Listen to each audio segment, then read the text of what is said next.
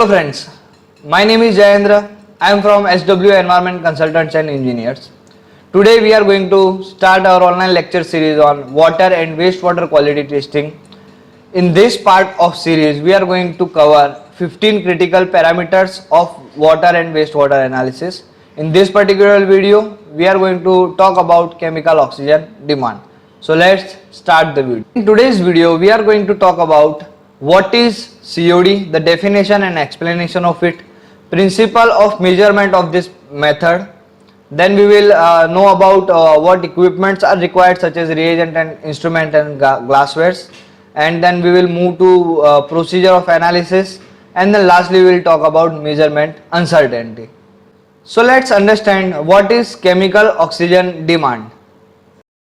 So by definition, the chemical oxygen demand, it is the amount of oxygen required to chemically oxidize the organic matter present in wastewater. So what is it? The amount of oxygen required to chemically oxidize the organic matter present in water is known as COD, chemical oxygen demand.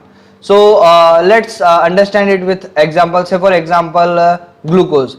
Here the equation you can see on the slide, it's a stoichiometrically balanced equation of oxidation of glucose. Here you can see that 180 gram of glucose requires 192 gram of oxygen to completely oxidize into carbon dioxide and water. So here we can say that the COD of glucose is 1.07 gram oxygen per 1 gram of glucose. What does that mean? That means 1 gram of glucose requires 1.07 gram of oxygen to completely oxidize. So now we have understanding about COD, that what is COD. So let's understand the principle of measurement of this method. So you can see the equation shown on the slide. The organic matter oxidized by oxidizing agent potassium dichromate at the temperature of 150 degrees centigrade for 2 hours in presence of acid, and then it will oxidize into water and carbon dioxide, plus some potassium dichromate will be remaining after the process. So core principle is to oxidize the organic matter by high oxidizing agent. So initially we are adding the known amount of potassium dichromate into the water sample, and then we add acid, sulfuric acid, with added catalyst of silver sulfate. So this silver sulfate will enhance the reaction, and then the oxidation process take place in the analysis, and some portion of potassium dichromate is got consumed by this organic matter, and some will be remaining. So this remaining potassium dichromate will be standardized against ferrous ammonium sulfate. So this way we can subtract the remaining from initial, and we can know the exact amount of potassium dichromate consumed, and then we can eventually calculate the chemical oxygen demand of the particular water sample. Now that we have understood what is COD and its principle of measurement, now let's understand what equipments such as reagent, instruments and glasswares required to perform the analysis. So let's talk about reagents first. Firstly we will require 0.25 normal of potassium dichromate. This will act as oxidizing agent in this process. Secondly, concentrated H2SO4 and silver sulfate added catalyst. Prepare it before 24 to 48 hours from the analysis. So it is the condition. It will act as catalyst, and acid will provide acidic medium for oxidation. Third is HgSO4, mercury sulfate, for removal of chloride interference. We will see in next slide. And then sulfamic acid for removal of nitrite interference. Fifth reagent is 0.1 normal ferrous ammonium sulfate, standardized. This is titrant for this process. Next is ferroin indicator, it is endpoint indicator for titration. And lastly, most important thing, distilled water for preparing all these reagents and for analysis also. You can refer to our annexure to prepare given reagents, we have given the exact procedure of preparation of all these reagents, so you can refer to our annexure. Let's see which instruments and glasswares are required. Firstly, we will require COD digester, then digestion tube for blank and sample, and then condenser tubes for each digestion tube used. We will require 250 ml of conical flask for titration, 10 and 25 ml of pipette for taking sample and taking potassium dichromate, and burette 50 ml for taking ferrous ammonium sulfate. Please remember, use same pipette and same burette for same reagents, such as same pipette for potassium dichromate, same pipette for sample, and same burette for ferrous ammonium sulfate. This way we can avoid contamination and we can reach least probability for erroneous results. Now that we have understanding of what is COD, its principle of measurement and equipments required, let's know about the step-by-step procedure and how we can eliminate the interferences from the sample. So there are majorly three types of interference are there in this process.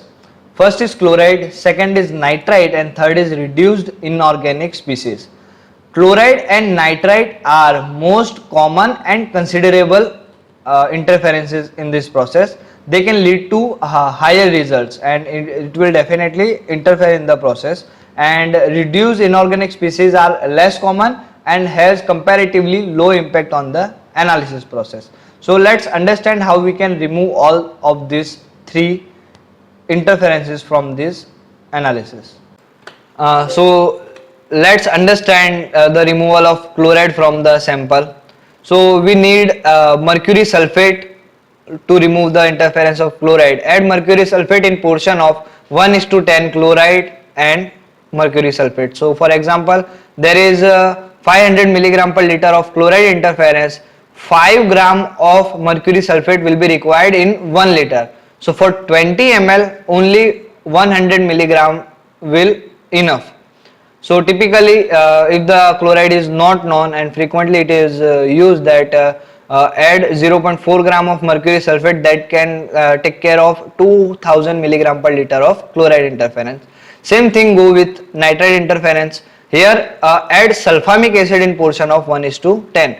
For same, if the sample is having 50 milligram per liter of nitrite interference, 500 milligram per liter of sulfamic acid will be required, but for 20 ml only 1 milligram of sulfamic acid is enough.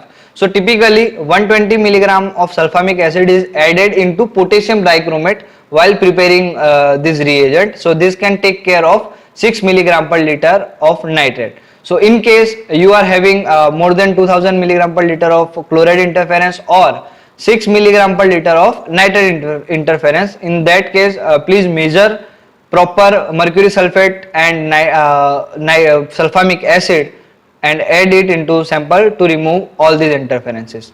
Another third type of interference is reduced inorganic species such as ferrous iron, sulfide, manganese, manganese. So to remove these interference, stoichiometrically assume the oxidation of all these inorganic species and subtract it from a final COD value. So this way we can correct the COD value and remove the interference of reduced inorganic species. Now we will start with step-by-step procedure. Step 1, we will take 10 ml of 0.25 normal potassium dichromate into digestion tube. Every time you perform the analysis, prepare one tube for blank and another tube for samples. Here I am taking two tubes. I will add 10 ml of potassium dichromate in both the tube. This potassium dichromate will act as strong oxidizing agent into this process. Second step, we will add 30 ml of sulfuric acid into both the digestion tubes. Here we are having sulfuric acid. Whenever you are dealing with sulfuric acid, please wear proper gloves and keep safe distance from your eyes to protect your eyes. So whenever you are adding sulfuric acid, add it slowly while stirring the potassium dichromate, because when you add the sulfuric acid into digestion tube, the turbulence will occur. So there are very many chances the solution will come out from the digestion tube. So add it slowly and take care. This sulfuric acid will provide acidic medium for oxidation, and added silver sulfate will act as catalyst to enhance the reaction. Now we will prepare the sample to add in digestion tube.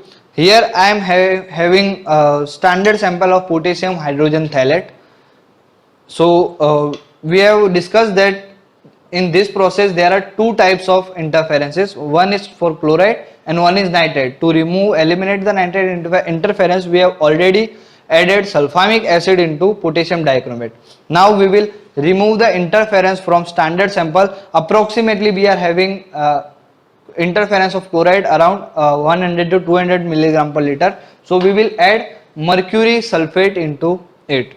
Mercury sulfate will act with free chloride and form the salt of HgCl, mercury chloride, and will eliminate the interference of free chloride. After adding the mercury sulfate into it, stir it properly, so the reaction will happen between mercury sulfate and free chloride, and the chloride interference will be removed. Now we will add sample into digestion tubes. So remember that this particular process is having limitation. We can only measure 1000 milligram per liter COD or less. If the sample is having more than 1000 milligram per liter of COD, then there are two different ways to take sample. First, whenever your sample is having less COD, here we are taking potassium hydrogen thalate standard sample. So this sample is having 500 milligram per liter COD. So we will add whole 20 ml of sample. The sample portion you will take in this analysis will be 20 ml. So I am adding 20 ml of sample into digestion tube.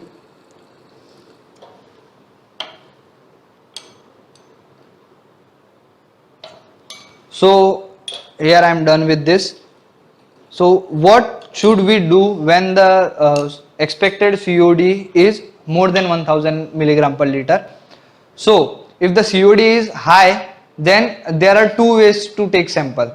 First, you add drop by drop sample. So what will happen when you add whole 20 ml high COD sample into digestion tube? Your digestion tube will turn out into green color, this type of green color, and when your sample is turned out into green, the sample is failed, you have to prepare new tube.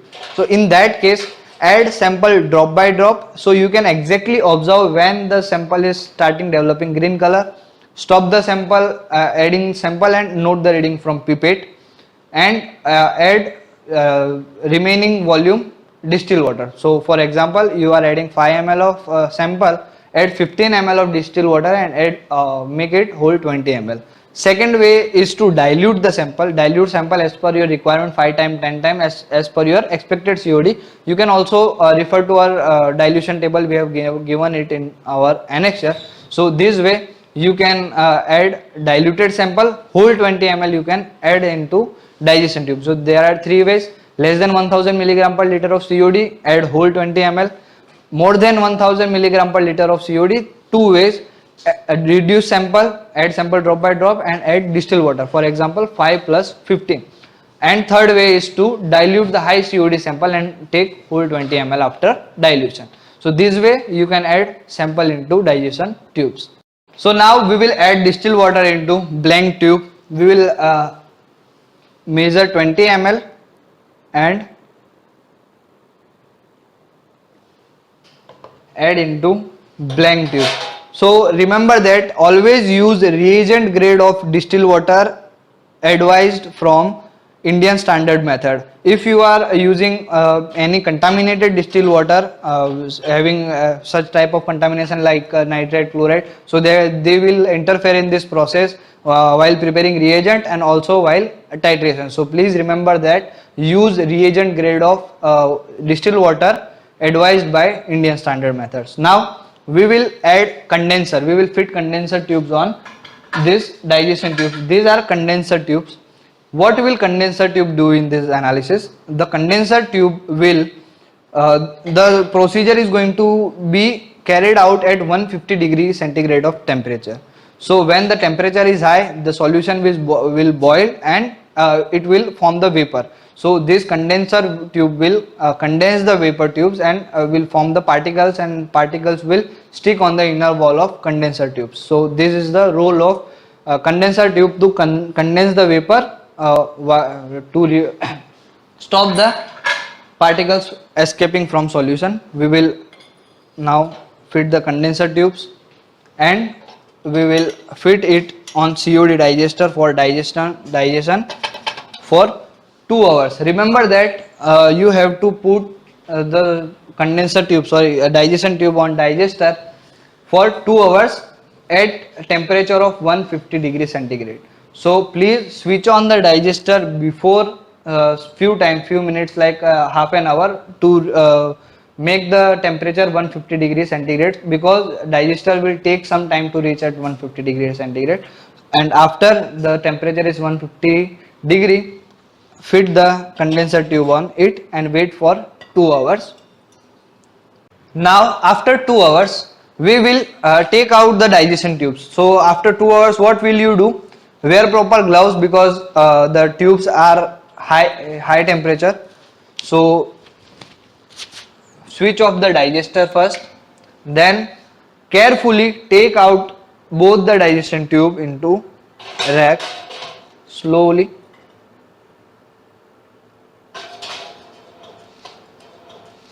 And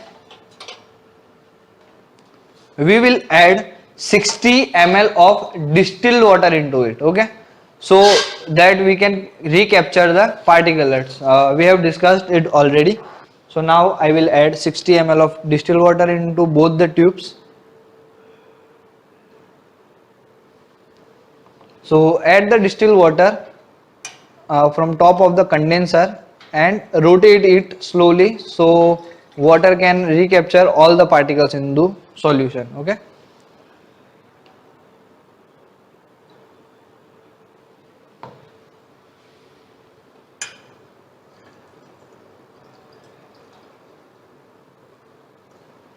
So here we are done with it. Now we will remove the condenser tube slowly. So please note that every glassware or every pipette, burette, condenser tubes you are using in this process, please wash it properly with tap water while using and after using, and give it proper wash of distilled water to avoid any type of contaminations, okay. So here both the tubes we have added 60 ml of distilled water. Now we will wait until the tubes the solution comes down to room temperature, because while high temperature in titration it indicates end point very early. So that is the reason we need to cool down it at room temperature. You can use ice bags or cooled down water to enhance the cooling process. So that way the solution will cool down fastly. So we will wait until the solutions come down at room temperature. After the solution come down at room temperature, transfer both the solution into conical flask. Now we will move to the titration process. So remember that we are using 0.1 normal ferrous ammonium sulfate, FAS, as a titrant, okay. So firstly we will titrate blank solution and then we will titrate our standard solution. So what is the process of titration? Indicator used in this process is Farrowen indicator. End point of the titration will be the solution will turn into red wine color, okay. So you will observe 3 to 4 colors. I will show you while titration 3 to 4 colors in titration. Before end point the color will be light sky blue type of color. So whenever this color appears, slow down the process of titration, like add titrant drop by drop to note the exact reading, okay. So now I will add 2-3 drops of indicator into blank solution. Now I will add ferrous ammonium sulfate while titrating it. Here you can observe the color is changing.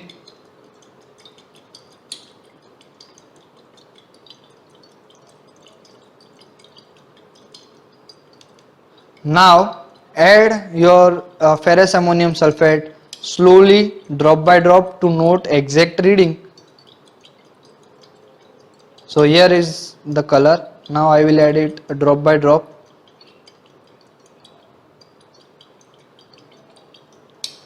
Here the color changes. Here we are observing the note brevet reading of 24.6 ml. So here one thing you also have to note that when your blank solution give you burette reading of more than 25 ml, ideally it will be 25 ml. In case your blank reading is more than 25 ml or less than 24 ml, 24 to 25 is okay, but if it is less than 24 ml or more than 25 ml, that means something wrong with your ferrous ammonium sulfate. So please standardize and note the exact normality. We have given you the standardization process in our annexure. You can refer to that and note the exact normality. So after standardizing Fs, you standardize Fs, or still the normality variation occurs, prepare fresh ferrous ammonium sulfate. So this way you can titrate blank. We will repeat this process for solution also, our standard solution. We will add 2-3 drops of indicator and titrate it against ferrous ammonium sulfate again.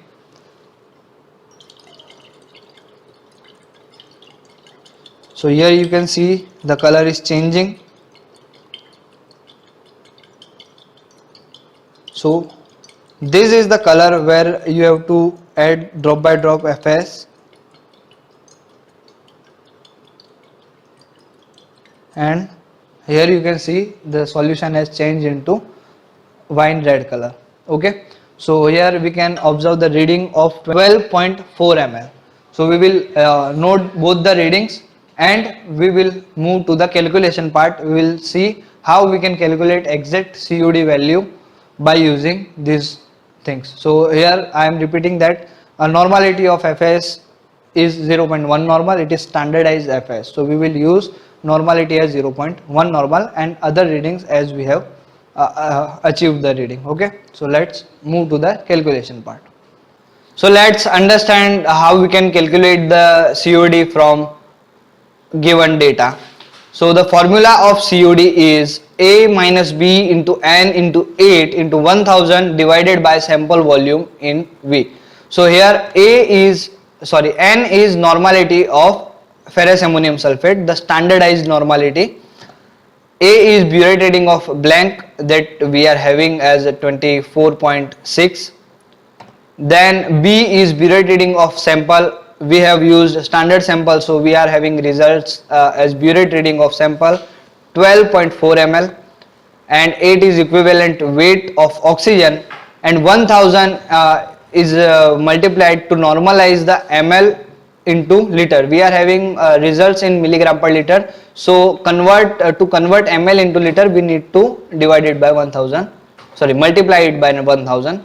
Now we will apply our data. Normality is 0.1 normal, our reading of blank is 24.6 ml, and for sample we are having result 12.4 ml. We will apply it in calculation. So after the calculation, the result is 488 milligram per liter.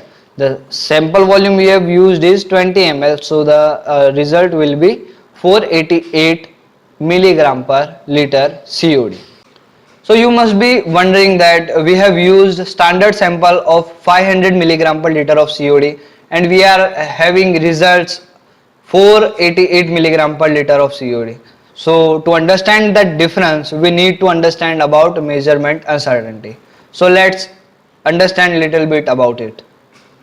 So data provided by APHA 23rd edition, the synthetic sample, two synthetic sample was analyzed by different laboratories.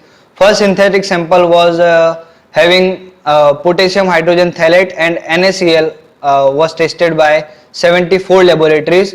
The COD was 200 milligram per liter in absence of chloride. So okay, so this first sample was having no contamination and for this sample the standard deviation observed was plus or minus 13 milligram per liter, that is 6.5%. So standard deviation was 6.5%, that for measurement uncertainty is 13%. Another in second case the COD was 160 milligram per liter oxygen, and the interference of chloride was 100 milligram per liter. So for this sample the standard deviation observed was 10.8%. So therefore the measurement uncertainty will be 21.6%. So what is measurement uncertainty? This is tolerance value of variation in results. So in case of our laboratory, we are having different measurement uncertainty for water and wastewater. For water we are having measurement uncertainty of 18.47%, and for wastewater we are having measurement uncertainty of approximate 10%, it is 10.84%. So we are having a result 488 milligram per liter for 500 milligram per liter of standard sample. So our sample is have valid results. So this way every laboratory should estimate their own measurement uncertainty by repeated analysis on a known value of standard sample. So now we have understood everything about COD, starting from definition, explanation, principle of measurement, measurement uncertainty, step-by-step procedure, calculation, everything. So I assume that you have understood everything about COD, but still if you are having any questions, you can write us on our social media handles. Links are given in description. You can write a question in comment box. We will answer your question. Now we will meet in next video. Until then, bye bye, take care.